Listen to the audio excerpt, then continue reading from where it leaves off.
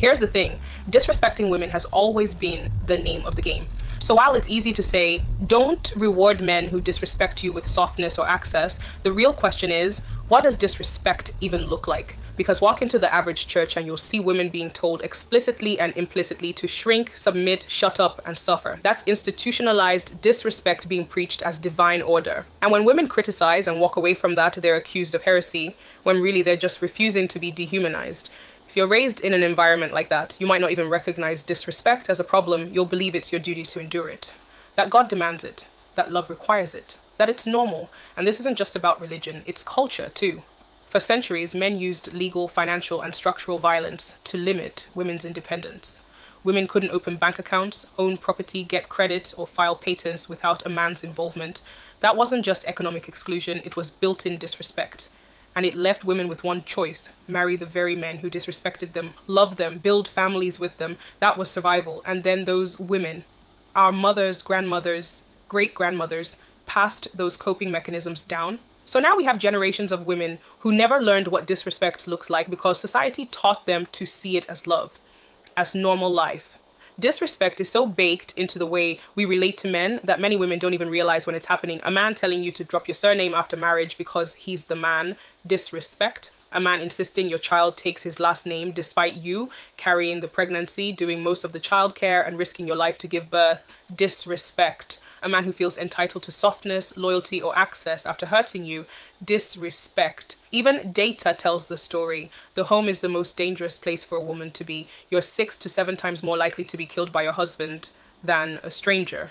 About 92% of rapes are committed by man the victim knows and trusts. That's not random. That's structural. That's patriarchy. And in patriarchy, disrespect isn't an accident. It's the foundation. So yes, I agree. No man who disrespects you should be rewarded with continued access. But to make that actionable, we have to first name what disrespect actually looks like. Because as it stands, most women are still out here mistaking self-abandonment for virtue, silence for maturity, and mistreatment for love. And that's how disrespect keeps festering. The war on women starts at home. As a woman, you are 6 to 7 times more likely to be killed by your husband than by a stranger. In the US, 1 in 3 women have experienced physical violence by an intimate partner, and every 6 hours, a woman is murdered by her current or former male partner. After marriage, men's mental and physical health improves, but yours, as a woman, declines. Married women are more likely to be depressed than single women, while the reverse is true for men, and that's not all.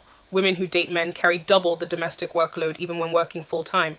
We also do 70 to 80% of the emotional labor, the planning, the nurturing, the reminding, the checking in. To make it worse, marital rape is still legal in nearly 50 countries. And in many parts of the world, the law actively protects men who beat and harm their wives. Everything I've just said is fact, not opinion. Statistically, most heterosexual relationships harm women, not just emotionally, but physically, economically, and existentially. Sure, some women date men and thrive, but for best results, assume it's not you. So when we talk about patriarchy, we're not just talking about policies or politicians. We're talking about your boyfriend, your husband, your situationship. Because the relationships we have, especially with men, shape the quality of our lives. And most of those relationships have been designed to harm women and make us shock absorbers for male dysfunction, including you, whether you admit it or not. If you're a woman who dates men, whether single or married, you have to take daily intentional steps to stay rooted in your power. Because in a system built to suppress women, your survival and your joy depend on how aggressively you stand up for yourself. No one is coming to save you. Well, except me.